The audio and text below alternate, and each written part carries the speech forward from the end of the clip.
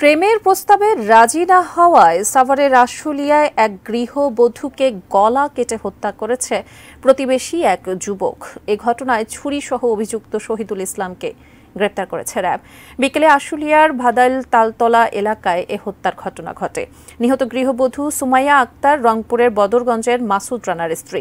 RAB জানায়, নিহত গৃহবধূ স্বামী ও সন্তান নিয়ে ওই বাড়ির একটি কক্ষে ভাড়া থাকতেন। তাদের পাশের কক্ষেই ভাড়া থাকত অভিযুক্ত শহীদুল। বিভিন্ন সময় শহীদুল নিহত সুমাইয়াকে প্রেমের প্রস্তাব দেয়া সহ উত্ত্যক্ত করে আসছিল। রাজি না হওয়ায় পরিকল্পনা করে গৃহবধূর ঘরে ঢুকে তাকে হত্যা করে। গ্রেপ্তার পোশাক শ্রমিক শহীদুলের বাড়ি নাটোর জেলায়। এ ঘটনায় নিহতের স্বামী বাদী হয়ে আশুলিয়া থানায় হত্যা মামলা করেন।